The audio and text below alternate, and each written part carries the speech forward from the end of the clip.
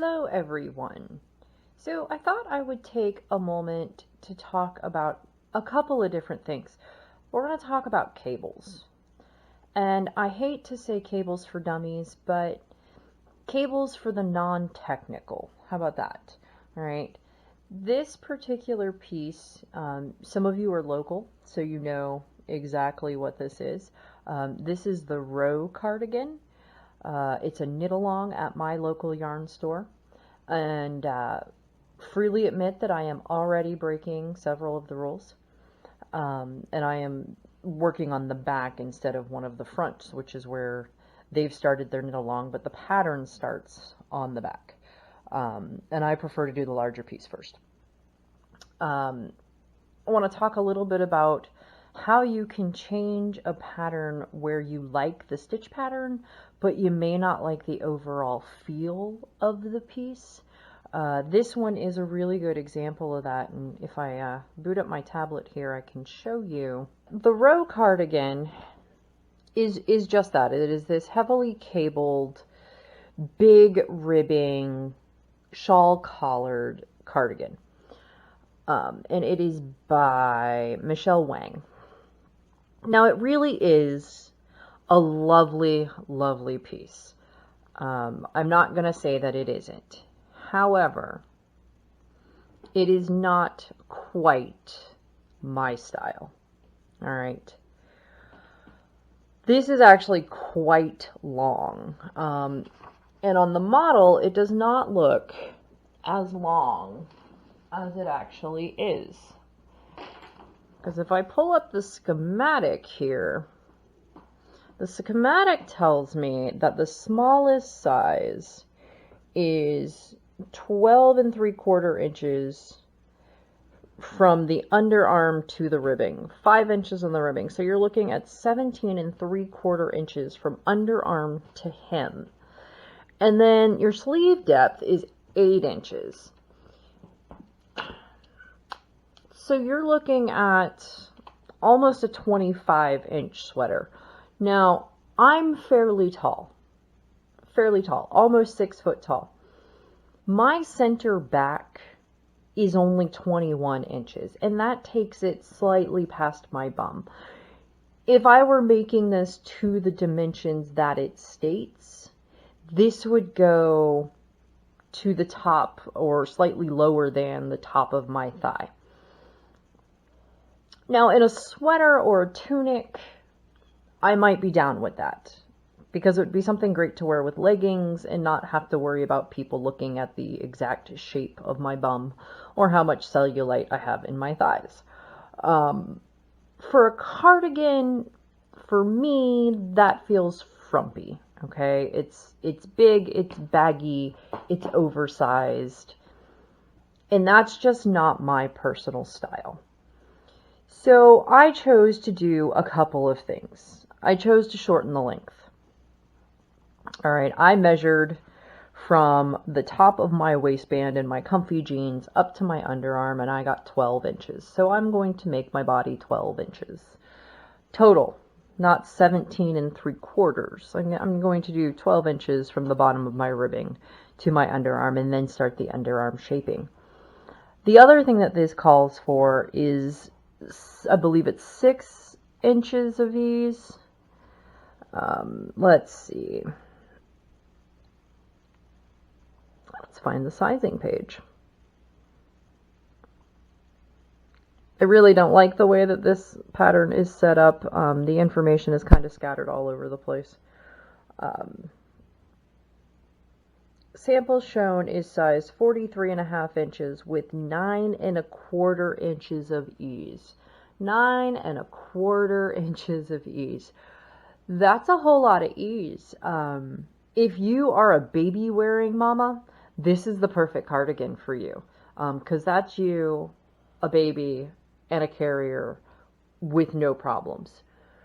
For me, it's just not my style. Okay, I don't wear a lot of big, baggy, oversized clothing. I don't wear skin tight either. I like a relaxed fit, but not quite this relaxed. So I'm actually only knitting this with 2 inches of ease. which is perfect for me.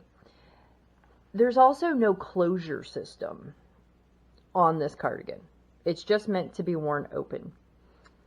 And I'm going to put a button band on mine or some type of closure. I haven't exactly narrowed down if I'm going to do buttons or if I'm going to do one of those really cool jewel leather closures, but some sort of closure is going to happen here. You may notice that the fronts look a little bit thick, and the reason why is because they're doubled. You actually are knitting 8 inches of ribbing and then folding it in half and tacking it down along this edge. In a worsted weight yarn, that's going to be really thick. So I decided I'm not doing that. This ribbing is 5 inches. This ends up being 4 inches. I like a little symmetry in my ribbing. So I only did 4 inches of ribbing. If I'm going to do it, I want it to look great. Those of you who've taken classes with me know that I'm not a huge fan of ribbing. But on a cabled piece, it's almost necessary. You have to start with a good amount of flexibility before you start your cables. So this works for me. You may be much more comfortable in a baggy boyfriend style sweater, whereas I'm not. And that's not a judgment in any way, shape, or form. I just like something a little bit different than how this pattern was written, but I love the cable structure.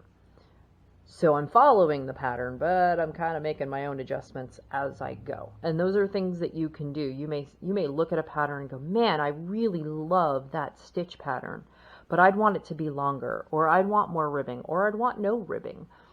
And you have to understand that you can make those changes on your own. Just do yourself a favor and make notes. That way you know what you've done. In this particular piece, we're working it pieced. So we're going to do a back, 2 fronts, and then sleeves, put it all together, pick up the fronts and the neckline, and then knit the collar and the front facings. So if I'm only doing 4 inches here, but 12 inches total, I need to make a note that lets me know that that's what I'm doing throughout the entire pattern. That way I don't end up with 5 inches of ribbing on my fronts and then it doesn't match my back and I have a funky looking seam. All right, that's no bueno. We want things to be symmetrical and flow well. So cables. Cables were one of the things that absolutely terrified me when I won't say first started knitting. I had been knitting for 20 years before I attempted cables for the first time.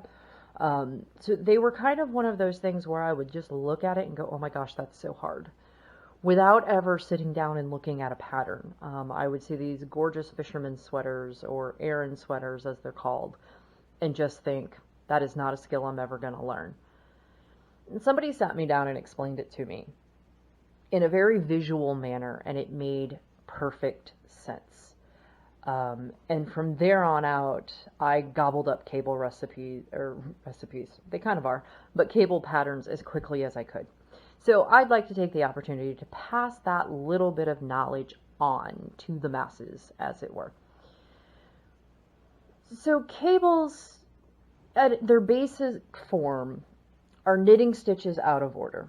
Okay, so we're going to start with, say, a 2x2 cable. Now, there are right crosses and left crosses. What that means is that whoever's on top leans to the left or to the right. So if you think 4 stitches, okay, the first 2 come off on your cable needle.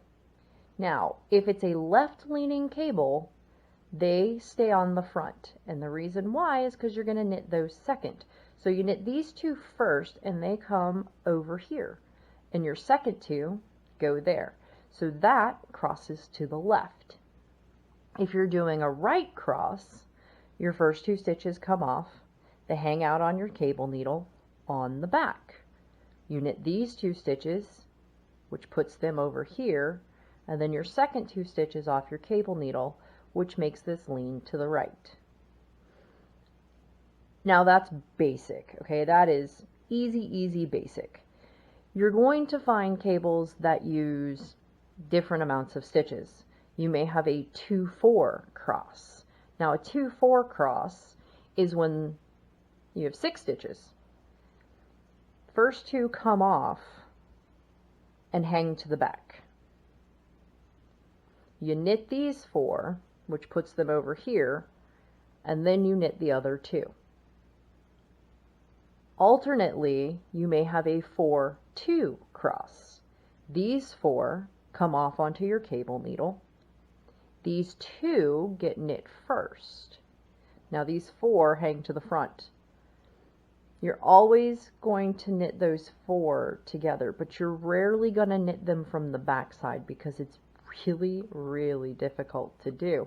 And having 2 crossing over 4 does not look as nicely as having 4 cross over 2. But every chart comes with a legend, all right? And this pattern is no different. Now you can see here that I've put these little dots because this is a 2-2 left twist, which means that 2 of these stitches are going to be purled. On this one, which leans towards the left, which means you're going to hold the 2 stitches in front, the first 2 stitches are purled. Now, I'm accustomed to having those little dots tell me where the purls are. This particular design program doesn't give you those, so I put them in myself. Now, as you can see, I use Knit Companion. And one of the things with Knit Companion, you can do some highlighting, but it's a little bit harder to put little things like that in. So what I like to do is have my pinch zoom actually work. There we go. So what I like to do is have a printout of the legend with my own notes on it. That way if I'm confused, I can reference that. But then I use Knit Companion because of the ability to pinch zoom and be able to really see what's going on within a row. And that silly highlighter thing, that is the greatest invention ever as far as I'm concerned. There's no sticky tape to move. You just slide it around with your finger. Now, a note on Knit Companion, because I did this myself, and I'll show you exactly what I'm talking about because I didn't fix the mistake.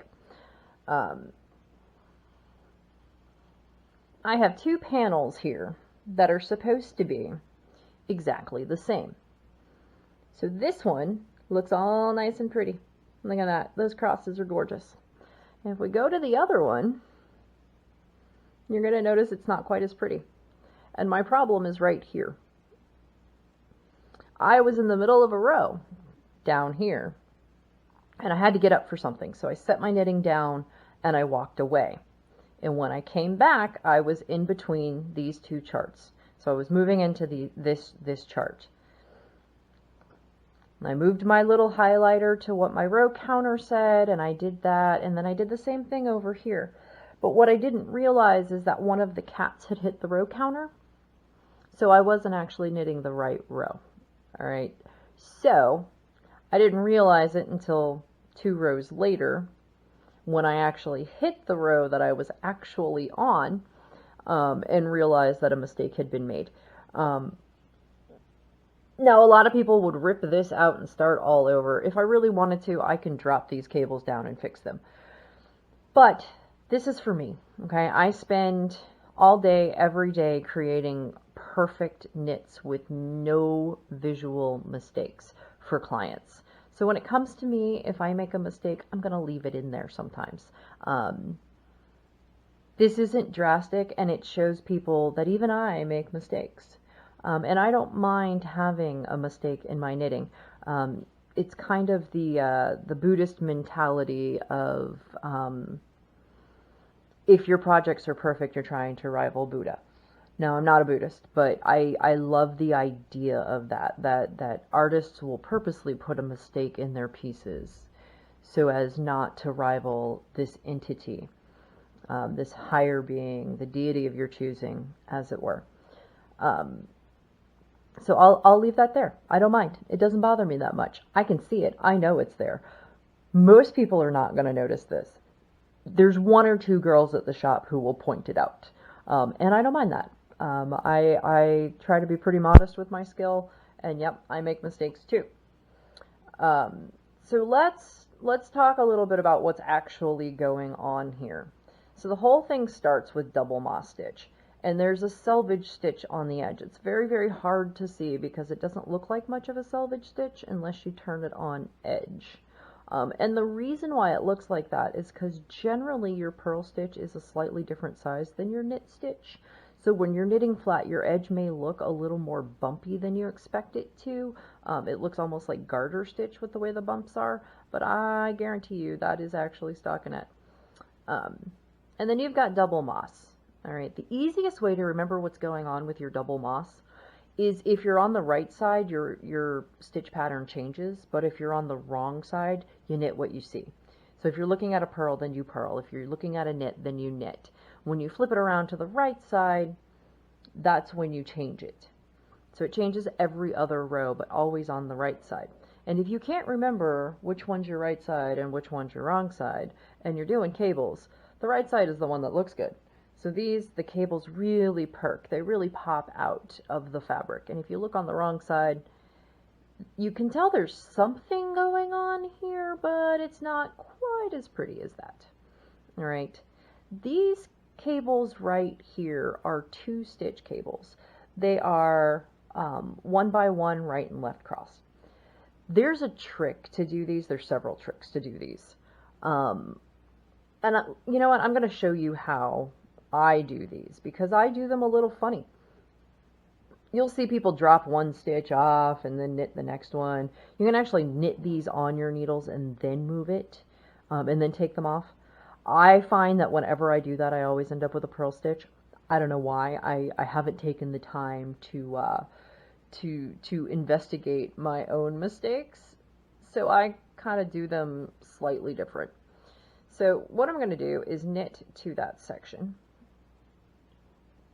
and show you how I do this. And I'm going to show you based on the chart because the chart actually makes it make sense. If you're a written direction person only because you're afraid of charts, find something really simple and start learning charts. You will be much happier than trying to keep your place across 52 stitches in a written pattern.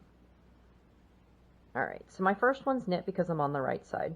My next two are currently purls. I'm on the right side, so I need to knit those. So we'll knit 2, purl 2, all the way to the end. Now I've added a selvage stitch on the edge of the moss stitch because that's the way that I like it. You don't have to, obviously. And then my final stitch is a knit stitch, which is giving me this pretty little doubled row of raised stockinette because there's actually a purl stitch in the middle there, and when I block this, that'll be a little more obvious, but right now it almost looks like ribbing. So this first stitch, according to my chart, is a purl stitch. Now the next symbol confuses a lot of people, so I'm going to show it to you nice and up close. Maybe, there we go. So we're talking about this second stitch here. And it's this funny little loopy-doo. Almost looks like a ribbon. What that's telling you to do is twist the stitch. That is a knit 1 through the back loop. And if you've done a lot of tinking, you're probably very familiar with this process. But knitting 1 through the back loop is simply putting your needle in almost like you're going to purl, but instead of coming out the front, you're going to come out the back. Wrap your yarn, pull it back through. And what that does is it twists the stitch around, makes it a little bit tighter, and makes it pop up. Now this, you're not going to get this if you're following the pattern, okay? Because on the wrong side, it has you just purl it. I have been purling these through the back loop because I love this effect of this raised row. Now the next stitch is a purl stitch. And then we're going to look at these 2 cables that happen over the next 4 stitches. And it's 2 cables, not just 1. So looking at what's in the highlighter, and I'm going to move the highlighter just so that you can see a little more clearly. This cable is 2 stitches, and you can always check by checking the row above. So you've got 1 2 stitches. And then in the next one, you've got 1, 2 stitches. So these are 1 by 1 crosses. This one leans towards the right, this one leans towards the left. Okay, so if you were trying to do this with a cable needle, on this first one, you would take the first stitch off, and you can see it kind of starts over here, it goes behind this top one, and it ends over here. That means you're going to hang it to the back. Okay, so this guy is the one that's crossing on the front side. That's your second stitch. All right, if you were doing this with a cable needle, you would take 1 stitch off, hang it to the back, knit one from your non-working needle, and then knit the one off the cable needle. But there's an easier way.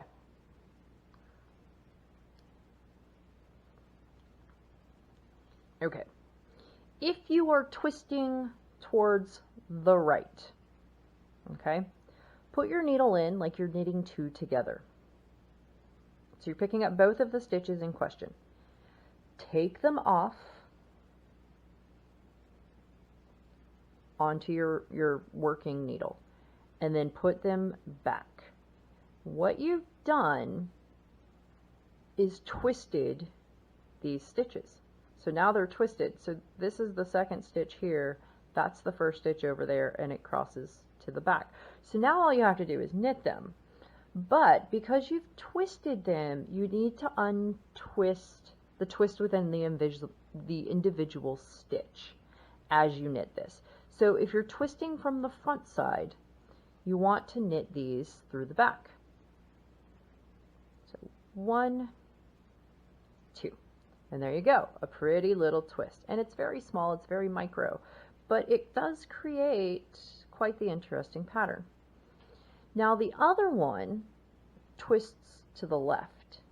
And if you watch my finger motion, all right, if you've got 2 stitches this way, and you need, they're side by side, and you need to twist to the left, you're going to twist them. I can't rotate that way.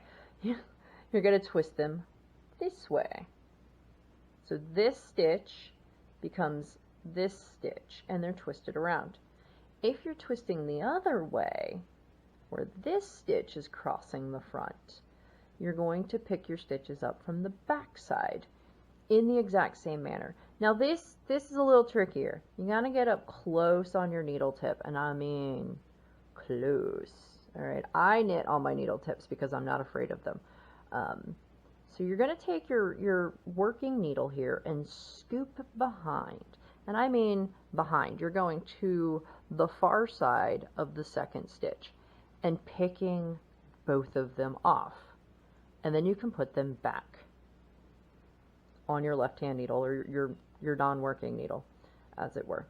And you're going to knit these. Now these you've twisted the opposite way, so you need to knit them like normal. So through the front. And they're going to be tight. It's very similar to making one. So 1, 2. And there you go. Look at that. 1 right twist, 1 left twist. Now sometimes it can be very hard to figure out if you've done it right until you do 1 row. Okay, but what you're really looking at is right up there underneath your needle. So it's very tight right here. But on 2 stitch cables, what you're looking at is if you are leaning towards the right, it almost looks like a slip knit. And if you're leaning towards the left, it almost looks like a knit 2 together. Once you've knit 1 row on top of these, they spread out a little bit, but for right now, that's kind of what they look like. So, crash course in cables, folks. I encourage anybody and everybody to sit down with a chart and just try. Try it on a swatch.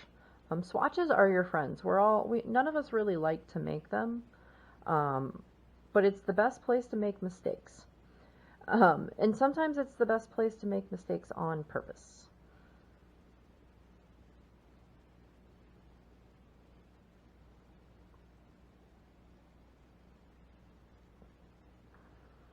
So, let's talk a little bit about tools. The tools that you use are very, very personal. Okay, we all have the tools that we love. And I freely admit that I'm a gadget girl. I like all the newfangled gadgets. I don't use all the newfangled gadgets, but I like them, and I kind of have a collection of them. There are a few things that I seem to always go back to. And one of those is the Coco Knits line of accessories. And you can see I've got one of their fun little smaller stitch, wow,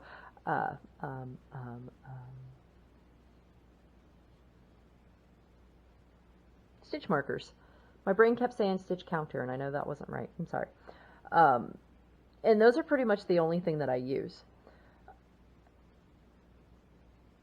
Are they a little more expensive? Sure. But let me show you something that it seems not a lot of people know. While they're pretty, and they're really easy to mark repeats with because they're color-coded, they're also magnetic. Now, Coco Knits has, you can kind of see it on my wrist over here, and I need to loosen it up a little bit. Coco Knits has this neat little thing called the Knitter's Keeper. All right, and what it is a slap bracelet. Okay, 80s babies will know exactly what I'm talking about when I say slap bracelet. It is literally one of those bracelets that you can do this with. All right, but all of their accessories are metal. All right, and they're magnetic. So here's their stitch markers, and I use the small ones because I very rarely knit in larger yarns. And as you can see, this is a worsted weight, and I'm still within the smaller stitch markers because I'm on a size 6 needle. Their cable needles are also magnetic. This thing makes it really easy to pick things up. And if you have one of those telescoping magnets that mechanics use to pick up screws when they drop them through an engine, makes it really easy to get all of the stitch markers off the floor. So I guess for me, having everything right here within reach and not having to search for things is a very good thing, especially when you're doing a large cabled project like I am, because you're going to need this constantly. And it's really hard to have a conversation when your cable needle's in your mouth. Whether you are technological and use an app like Knit Companion, or you're more a paper pattern person, is completely up to you. Obviously, I print this out. I print my legend out, but usually when I'm knitting, I'm just here like this. I got the legend there just in case. The piece of paper so I can take notes when I'm out in public. I have a shawl written down on mine already from something that somebody was wearing. But the big thing is have your system and stick to it, especially in the beginning of your knitting. If you're not sticking to the same method, you're going to confuse yourself. And that is what leads to frustration. It leads to burnout. It leads to walking away. And if this is something that you really want to enjoy or you enjoy already, having consistent systems in place to make your knitting more enjoyable does just that. It makes it more enjoyable and makes it much more relaxing once you're over the frustration of learning new things. So here's your crash course on cables and a little brief look into the types of tools that I use. If you have any questions, please ask them. If you have suggestions for videos, I take those through my Patreon, and the link is in the description.